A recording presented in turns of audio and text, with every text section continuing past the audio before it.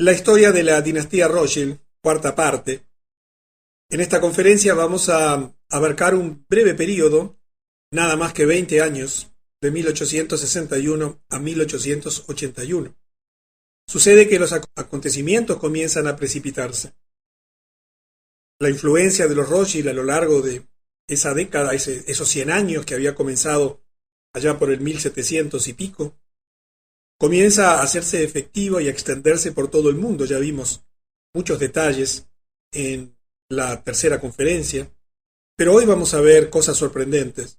Están afectando tu vida hasta el día de hoy, y que una vez que las conozcas, seguirás agregándole piezas a ese complejísimo rompecabezas que es la historia moderna, donde somos testigos presenciales de algo extraordinario.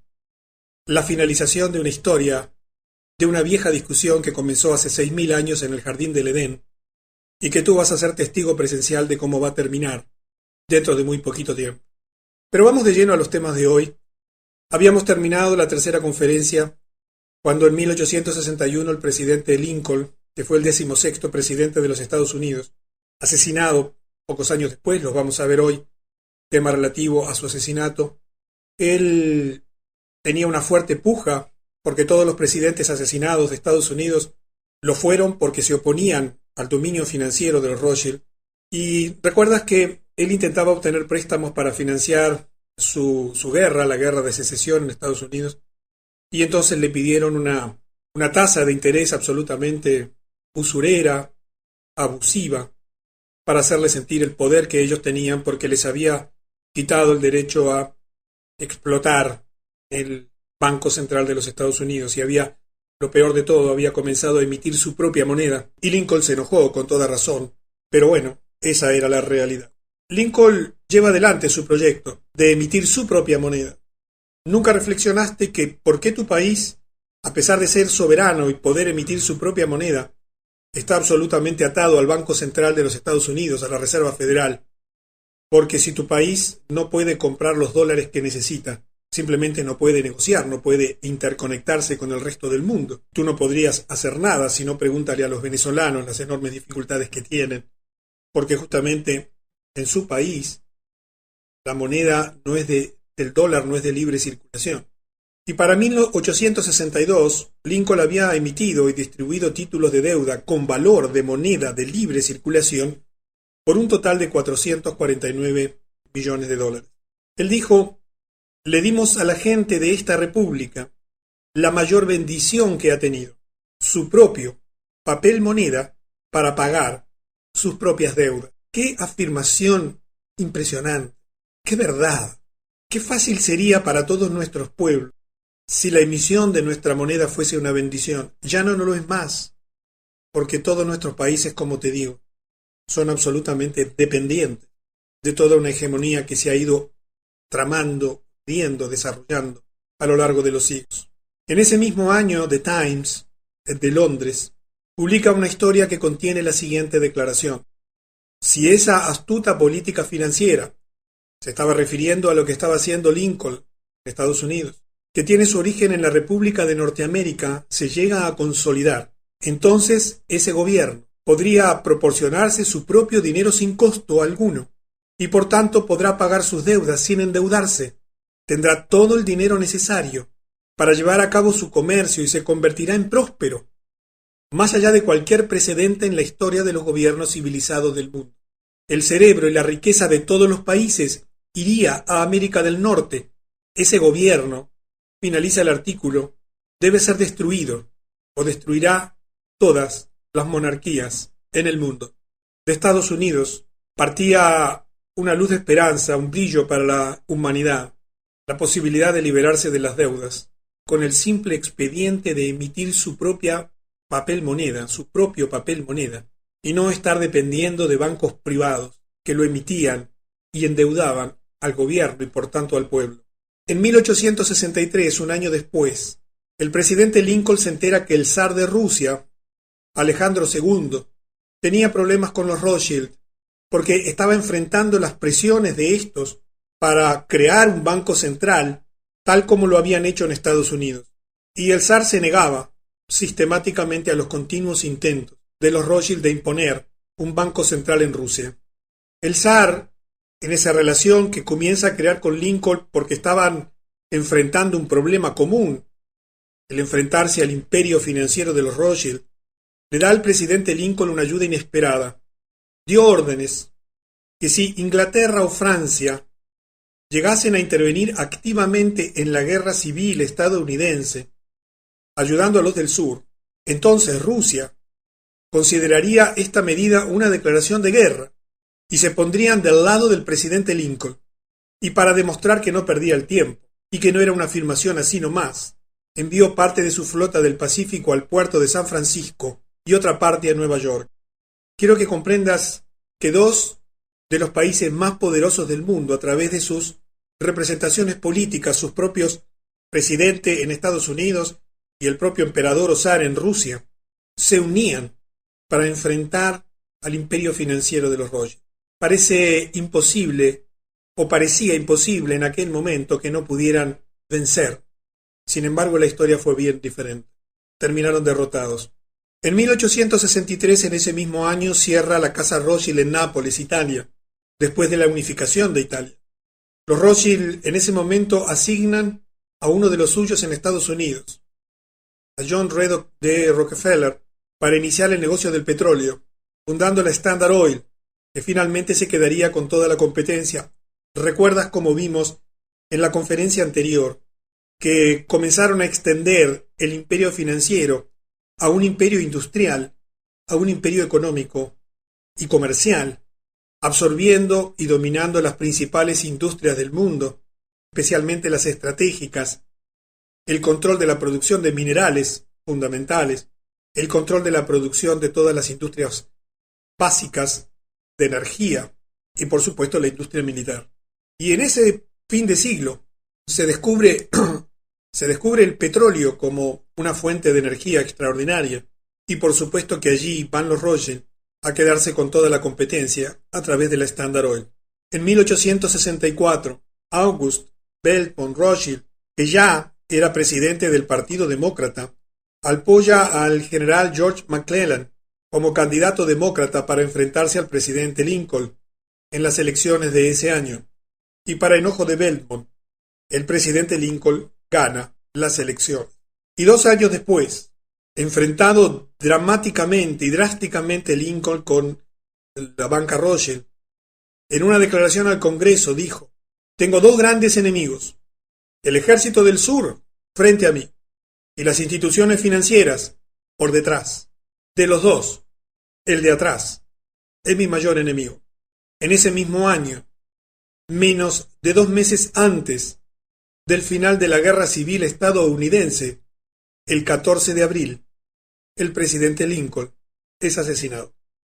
Podríamos hablar mucho sobre esto. Podríamos contarte muchas de las cosas que ocurrieron en ese momento, los cambios que hubieron, la forma en que fue asaltado el poder político en Estados Unidos, pero no nos da el tiempo. En ese mismo año, y después de un periodo de un breve entrenamiento en el Banco Rothschild de Londres, Jacob Schiff, recuerdas que ya hablamos de él porque iba a ser entrenado para recuperar el Banco Central de los Estados Unidos que se había perdido por el presidente de los Estados Unidos anterior y el Congreso que no le había autorizado. Nacido en la Casa Rothschild, en Frankfurt, llega a América a la edad de 18 años, con instrucciones y la financiación necesaria para comprar una casa bancaria. Su propósito, instruido obviamente, era llevar a cabo las siguientes tareas, y yo quiero que prestes atención especial a lo que te voy a contar ahora, porque en la medida de que avanzaba la historia y que iban adquiriendo experiencia, conocimiento y poder, comenzaban a afinar los instrumentos políticos, sociales, económicos, militares y de todo tipo para llevar adelante, año a año, lustro a lustro, década a década, centuria a centuria, sus programas. Primero, obtener el control del sistema de dinero de Estados Unidos mediante el establecimiento de un banco central. Recuerda que estábamos ahora en el periodo intermedio en el que habían perdido el dominio del segundo Banco Central de los Estados Unidos y tendrían que esperar hasta 1913, cuando se crea la Reserva Federal, que actualmente gobierna el mundo entero, desde el punto de vista financiero y económico. Segundo, quiero que te recuerdes también que estas cosas son documentos escritos. No te estamos diciendo nada que no se pueda probar y demostrar. Está escrito en sus propios documentos. Segundo, encontrar hombres atractivos. La palabra en inglés que se utiliza aquí, que traduje por atractivos, son hombres sexualmente atractivos. Hombres atractivos físicamente, que por un precio estuviesen dispuestos a servir de lacayos de los Illuminati, promoviéndolos en lugares altos en el gobierno federal, el Congreso, la Corte Suprema y todas las agencias federales. Eso sucede hasta el día de hoy, ininterrumpidamente. Crear grupos minoritarios, antagónicos y belicosos por todas las naciones, sobre todo buscando dividir en aquel momento a los blancos y a los negros en Estados Unidos. Crear un movimiento para destruir la religión. Te vas a sorprender cuando en las próximas conferencias veamos cómo se instrumentan estas cosas, porque quizás no las conoces, no te das cuenta, y te vas a sorprender, como te decía. Cuarto, crear un movimiento para destruir la religión en los Estados Unidos, por el cristianismo, con el objetivo principal. Institución que por supuesto hoy existe, que la vas a conocer aquí en el futuro. Esto es un plan inevitable, que lo iban a llevar adelante sí o sí. En 1865, Nathaniel de Rothschild se convierte en miembro del Parlamento de Aylesbury. En 1868, Jacob Santiago Meyer muere, poco después de comprar Chateau Lafite. Recuerda que ya habían comprado otra gran viñedo, otra gran bodega francesa, una de las 4 grandes bodegas y viñedos de Francia. Es el último de los hijos de Meyer Amschel Rothschild en morir. Recuerdas que este hombre Meyer fue el que inició toda esta historia y él había tenido varios hijos y muere el último de sus hijos en este momento. Y en 1870, Nathaniel de Rothschild también muere. Es importante conocer que la historia y la dinastía fue enlazándose unos tras otros. En 1871, un general americano denominado Albert Pike, hombre fundamental en la historia de la humanidad, porque fue uno de los grandes hacedores y continuadores de los proyectos Illuminati, así como Adam Weishaupt lo fue en 1776, ¿recuerdas? Cuando puso por escrito el proyecto Illuminati. Había sido introducido a los Illuminati Albert Pike por Giuseppe Mazzini. Completa su proyecto militar para las 3 guerras mundiales y varias revoluciones alrededor del mundo, llevando así al mundo a la etapa final de la gran conspiración. Y veamos este proyecto, porque te va a sorprender. En 1871, por escrito, se estableció que la Primera Guerra Mundial se lucharía con la finalidad de destruir al zar de Rusia, según lo prometido por Nathan Meyer Rothschild en 1815. ¿Recuerdas? La promesa por la cual el zar le había negado a Rothschild el Banco Central y su influencia. El zar se sustituiría con el comunismo, que ha de ser utilizado para atacar a las religiones, sobre todo el cristianismo. Las diferencias entre los imperios británico y alemán se utilizarían para fomentar esta guerra. Vamos a la Segunda Guerra Mundial, y aquí por supuesto es un breve resumen. La Segunda Guerra Mundial se utilizaría para fomentar la disputa entre el fascismo y el sionismo político, con la masacre de los judíos en Alemania, una pieza clave para lograr el odio contra el pueblo alemán. ¿Recuerdas que como consecuencia de ese odio se logró el reparto de Europa? Cifras colosales de dinero se utilizaron por parte de los Rothschild, se generaron unos gastos impresionantes en esa Segunda Guerra. El mundo se endeudó absolutamente con la banca financiera internacional, no solamente para financiar la guerra, sino para reconstruir Europa. Y de ese modo se lograba, a través de la guerra, más dominio y control financiero del mundo. Este diseño se realizaba para destruir el fascismo, creado por los Rothschild, y aumentar así el poder del sionismo político. Esta guerra también era pensada para aumentar el poder del comunismo a un nivel que igualaría al de la cristiandad. Quizás te sorprendan estas afirmaciones, pero lo que más te va a sorprender es lo que viene a continuación, la Tercera Guerra Mundial. La Tercera Guerra Mundial se produciría, fomentando el odio del mundo musulmán por medio de provocar continuas peleas unos contra otros entre el mundo islámico y los políticos sionistas. Mientras esto sucede, el proyecto era que las demás naciones se verían obligadas a combatir dentro de sí mismas en un estado permanente de agotamiento mental, físico, espiritual y económico. Yo te decía en la invitación de esta conferencia, si tú no ves esto en tu país, agotado tu país y el nuestro, donde yo vivo, en un permanente esfuerzo por sobrevivir, a pesar de que en tu país hay inmensos recursos naturales, como lo hay en el mío, peleas continuas, discrepancias, narcotráfico, violencia, dependencia económica, endeudamiento generalizado, han hecho vivir a los gobiernos hoy en día en un estado permanente de agotamiento mental, físico, espiritual y económico.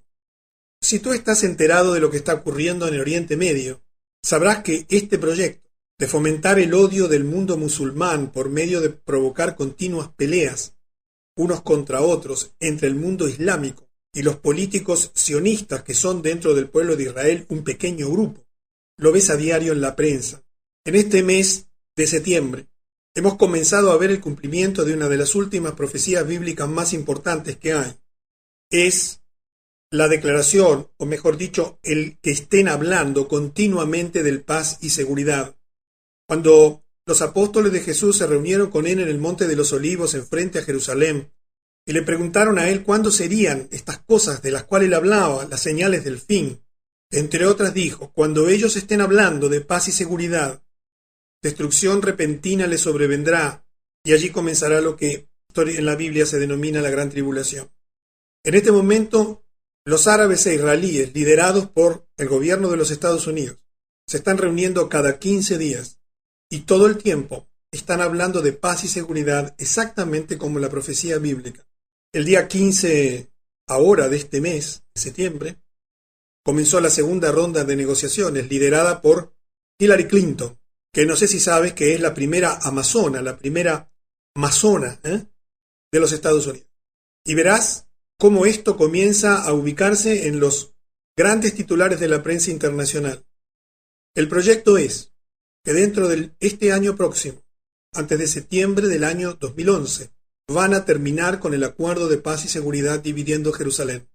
Y cuando eso ocurra, te vas a asombrar de lo que va a ocurrir en la historia del hombre. Y si tienes dudas, pues lee la Biblia, que allí está escrito hace muchos siglos, todo lo que hoy está ocurriendo. En 1871, el 15 de agosto de este año, Albert Pike escribió una carta, actualmente catalogada en el Museo Británico, a Giuseppe Mazzini, en la que señala lo siguiente, pero antes de ir a ello, quiero comentarte de que las cartas de Pike anteriores, ese proyecto, está en el Museo Británico y el Museo Británico niega su existencia, pero existen muchos documentos probatorios de su existencia. Digo esto porque quizás encuentres información de que el Museo Británico niega tener esas declaraciones, ese escrito de Pike del año 1871 que recién habíamos mencionado. Pero esta carta sí está catalogada y pública. Vamos a liberar a los nihilistas y los ateos, y vamos a provocar un gran cataclismo social que en todo su error mostrará claramente a todas las naciones el efecto del ateísmo absoluto, el origen del salvajismo y de las mayores agitaciones sangrientas. Entonces, en todo el mundo, los pueblos se verán obligados a defenderse contra la minoría mundial de revolucionarios, buscando exterminarlos como destructores de la civilización.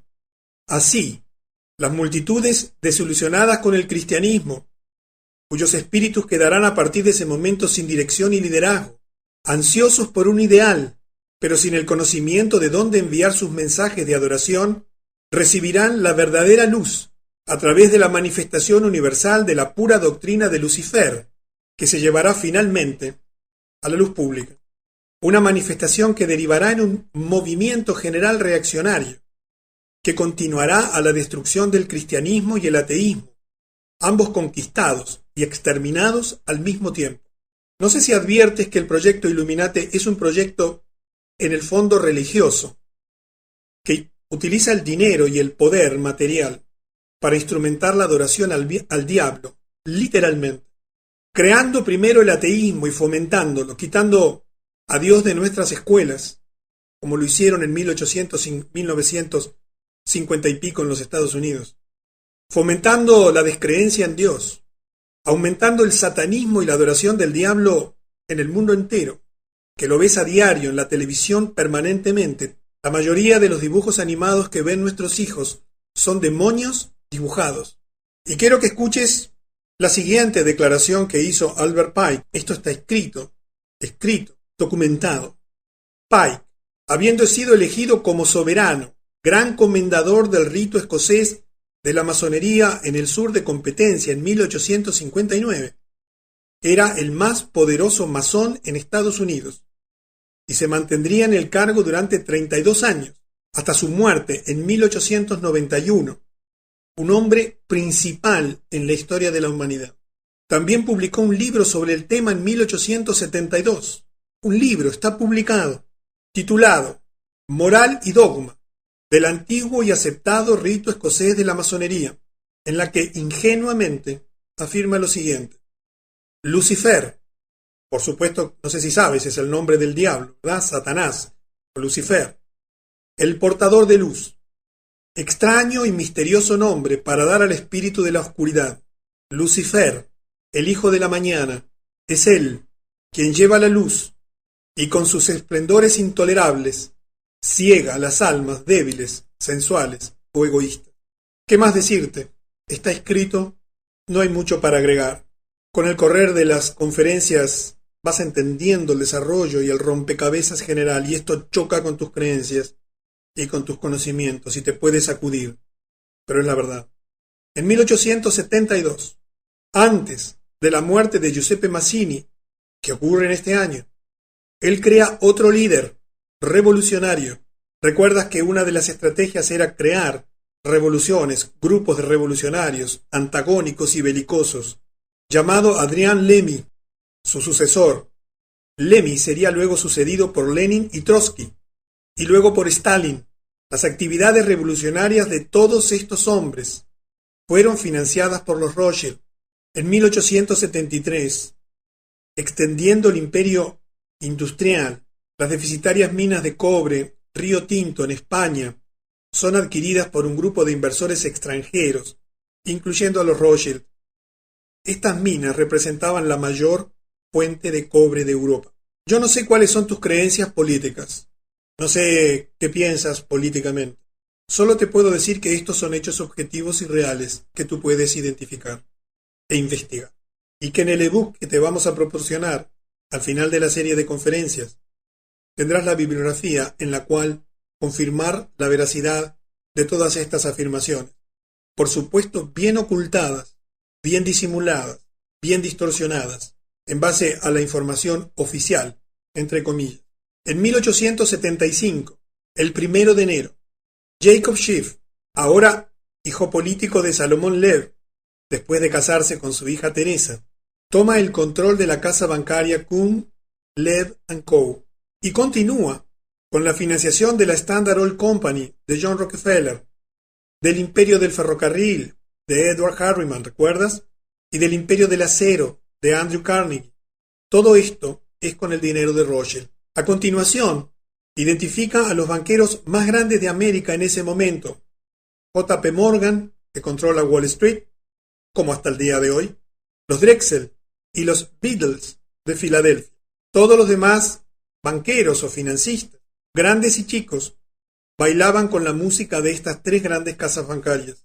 Schiff luego induce a la rama europea de los Rothschild para la creación de las filiales europeas de los tres grandes bancos. Por eso, si estás en Europa, existe la banca Morgan allí, en el entendimiento de que Schiff y por lo tanto Rothschild sería el jefe de la banca en Nueva York y por ello en todos los Estados Unidos. 1875.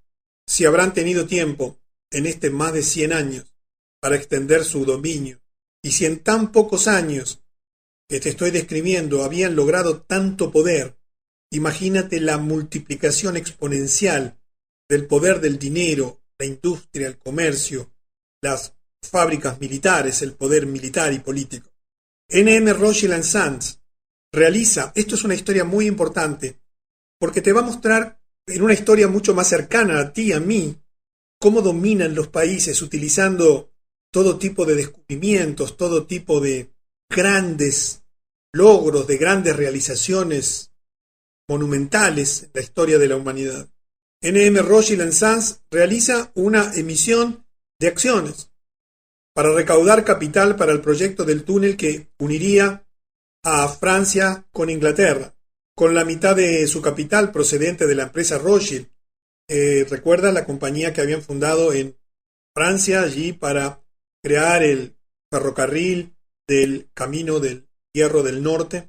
Y ese año, Lionel de Rothschild también le presta al primer ministro Benjamin Disraeli el dinero necesario para la financiación de la compra por parte del gobierno británico de las acciones sobre la Compañía del Canal de Suez, de Said Khedive, que era el virrey de Egipto. Esto se hizo porque los Rothschild necesitaban esa vía de acceso que se realizaba por un gobierno que era controlado por los ingleses, para así utilizar ese gobierno militar protegiendo sus grandes intereses comerciales en el Oriente Medio. Y escucha la historia de lo que se vivió en Egipto como consecuencia de esta situación.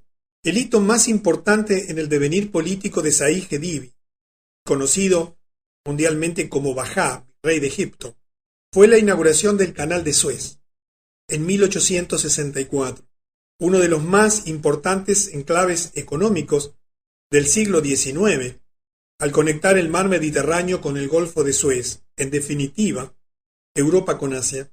A pesar de ese triunfo, el empeño que puso Bajá por mantener a Egipto dentro del proyecto, pues corría el riesgo de que todos los beneficios fuesen a parar a Gran Bretaña y Francia, los otros socios, acabó por quebrar las ya de por sí frágiles reservas económicas de Egipto. La deuda pública de Egipto se devaluó un 30% en el período en que Bajá estuvo al frente del gobierno egipcio, lo que provocó el estallido de un violento movimiento nacionalista dirigido por el coronel Arabi Pasha.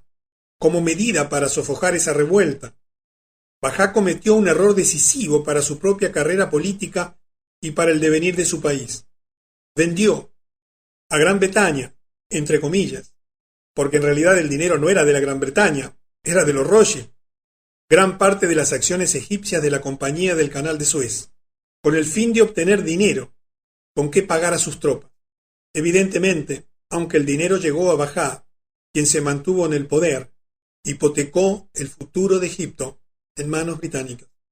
Y este tipo de historias las ves repetidas a lo largo y ancho de la historia de la humanidad moderna, permanentemente, demostrando el inmenso poder que ya habían acumulado para ese momento, porque recuerda que para fines del siglo XIX se calculaba que tenían el 50% de la riqueza mundial en su poder. En 1876, Otto von Bismarck, ministro y presidente del Consejo de Ministros alemán, afirma lo siguiente. Esto fue dicho por un estadista de prestigio mundial, alemán, y recuerda que Alemania iba a ser utilizada para las guerras mundiales, para fomentar el odio en el centro de Europa, para masacrar a los judíos, como después verás, para repartir el botín de Europa entera desde ese centro de poder. Ese hombre, que en ese momento era un estadista reconocido mundialmente, declaró: la división de los Estados Unidos en dos federaciones de igual fuerza se decidió mucho antes de la guerra civil entre los sureños y los norteños, ¿recuerdas? Por el alto poder financiero de Europa. Una guerra en Estados Unidos que iba a desangrar a los Estados Unidos físicamente, que los iba a desangrar económica y financieramente porque los iba a endeudar, que los iba a desangrar políticamente porque iban a ser tomados por asalto luego del asesinato de sus presidentes principales, fue decidida en Europa. Estos banqueros tenían miedo de que los Estados Unidos, si se quedaban en un bloque y como una sola nación, alcanzaría independencia económica y financiera, que podría alterar su dominio financiero sobre el mundo. La voz de los Rothschild predominó. Previeron el botín enorme a lograr si se puede sustituir una vigorosa república, unida y autosuficiente, por dos democracias débiles, endeudadas con los bancos. Por lo tanto, encomendaron a sus emisarios a fin de explotar la cuestión de la esclavitud, de modo de cavar un abismo entre las dos partes de la República. Y aquí te recuerdo en 1776 a Adam Weishaupt, que ya te mencioné. ¿Recuerdas lo que él escribió? Fomentar putas internas, generar grupos antagónicos, desangrando permanentemente a los países en luchas internas y fratricidas entre hermanos, en este caso, entre esclavistas y contrarios de la esclavitud. En 1880, y fíjate la celeridad de los acontecimientos, comenzamos esto menos de 20 años antes, en el 61. Agentes de Rothschild comenzaron a fomentar en Rusia una serie de pogroms. Los pogroms son levantamientos, como dice aquí abajo textualmente, más o menos organizados contra un pueblo o etnia por parte de la población civil en que se atacan sus viviendas, propiedades y personas. Por antonomasia reciben ese nombre los disturbios antijudíos, ocurridos en Europa desde el inicio de la era común hasta el siglo XX. Agentes de Rothschild comenzaron a fomentar en Rusia una serie de pogroms, pero también en Polonia, en Bulgaria, en Rumania. Estos levantamientos resultaron en la masacre de miles de judíos inocentes, impulsando la huida de aproximadamente 2 millones, principalmente a Nueva York, también a Chicago, Filadelfia, Boston y Los Ángeles. La razón de iniciar estos pogroms era crear una gran base judía en América, que cuando llegaran serían educados para registrarse como votantes demócratas. Unos 20 años después, esto daría lugar a una masiva base de poder demócrata en los Estados Unidos, a ser usado para elegir a la presidencia a hombres dependientes de Rothschild, como documentadamente lo fue, y después te vas a enterar, Woodrow Wilson, para llevar a cabo las órdenes de los Rothschild. Yo conozco de estas cosas porque hace muchos años que las leo, las estudio, tengo muchísima información que te podría dar, pero me pongo de tu lado en este momento y me detengo. Es un asalto a tu cultura, es un choque contra lo que conoces y te han enseñado desde niña y desde niño, mentira tras mentira, sentado en un pupitre, llenándote de libros que muestran una historia absolutamente falsa. Y comprendo que es polémico y que quizás afecte tus creencias como te lo he comentado anteriormente, pero créeme que en toda esta información hay veracidad y honestidad. Y si dudas, averigua y estudia. Y digo esto con un absoluto respeto por ti y por mí. En 1881, el presidente James Garfield, el 20º presidente de los Estados Unidos, que solo duró 100 días, afirmó 2 semanas antes de ser asesinado, y te vas a asombrar lo que te voy a contar cuando lleguemos al asesinato de Fisher al Kennedy. Quien controla el volumen de dinero, decía este presidente, y ya esto lo has escuchado del presidente Adam Watson y también de Lincoln, quien controla el volumen de dinero en nuestro país es dueño absoluto de toda la industria y el comercio.